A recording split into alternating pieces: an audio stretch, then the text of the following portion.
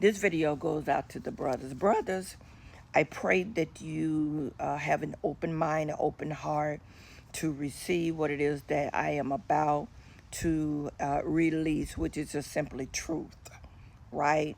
I pray that you can lay aside your ego. I pray, that you will, that I say something that will ignite you to use your God given common sense.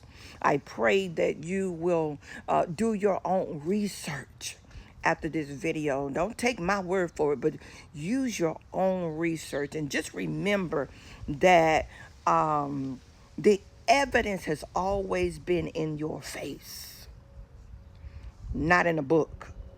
Again, the evidence has always been right in front of you, in your face, not in a book.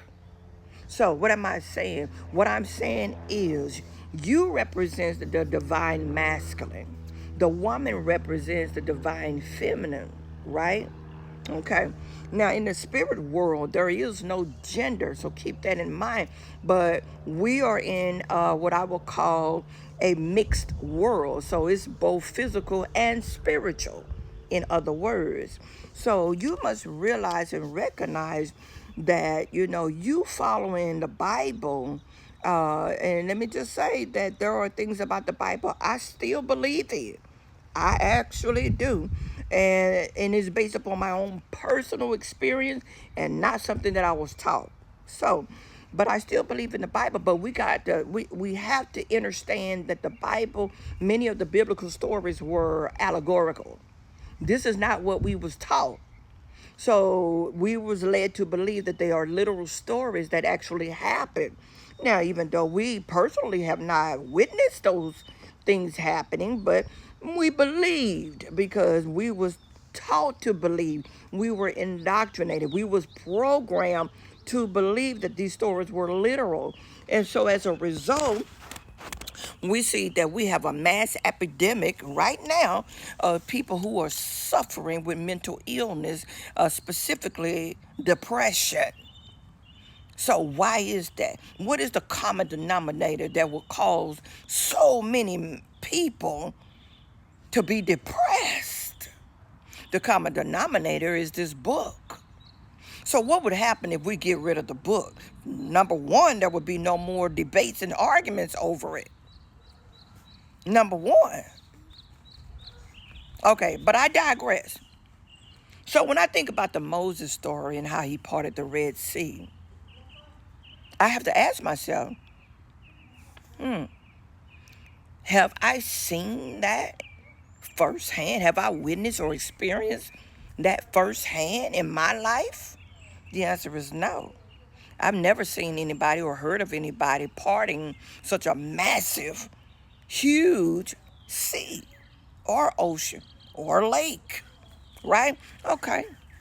So then, why are we believing that a man can give birth?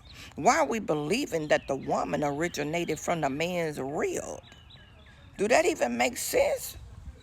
Because when I watch nature, which I do, even nature tells me it comes from the female. Life stems from the female, not the male. Nature has been teaching us for a long time, but only those who actually stop, look, and listen and pay attention actually learn the lessons. So, brothers, unknowingly, you have been used to suppress the divine feminine. Unknowingly, because you thought you was doing the right thing, right? So I need you to, number one, to do your research and ask yourself some difficult questions when it comes to these biblical stories. So tomorrow is Easter, well, Resurrection Sunday.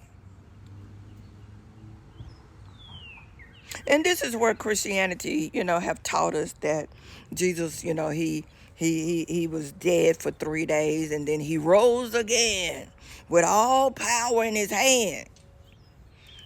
Could that story actually be allegory. Do you know anybody who's been dead for 3 days and rose back up? I think the answer is probably no. You've never experienced that before, so why are you believing that story? So we must stop and look and listen. What is the deeper message in that story? What is the takeaway that we missed all these years? Well, the resurrection has to do with you. Now, the you I'm talking about is both the divine feminine and the divine masculine. The resurrection is all about you. It's the dead rising again, spiritually speaking. Because why? We have been in a dead state of mind for some years now. But right now, as I speak, the dead are rising. The dead are awakening. The dead are realizing some things. So, and as a result, they're leaving the church buildings because they realize where the source of that disconnect came from. So what am I saying?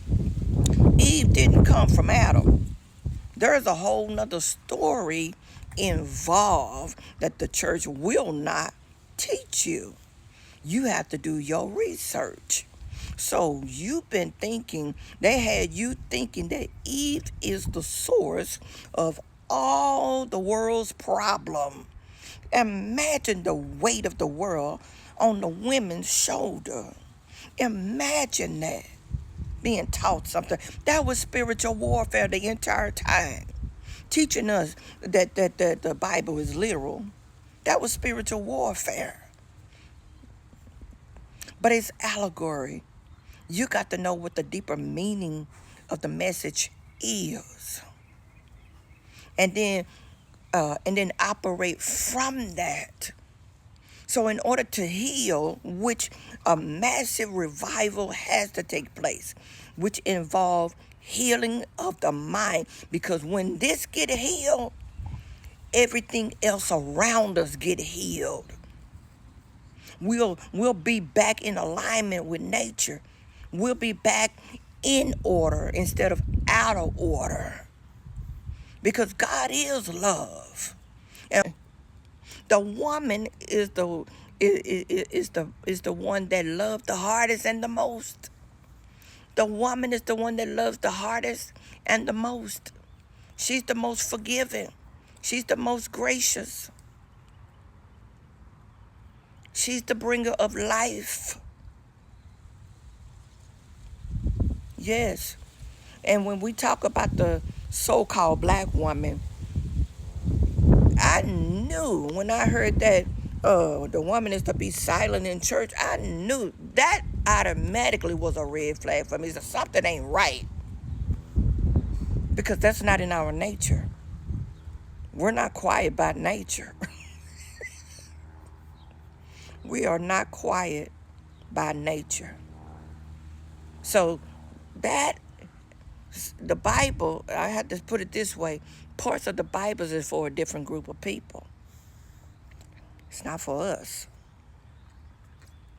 So I hope you receive this message and just realize that at the end of the day, we need to be mutually loving and respecting one another and appreciating one another and realizing that when we come together like this, oh, everything else gonna line up when we come together. So the woman has to rise and take her seat on her throne. Because when she rises, love rises.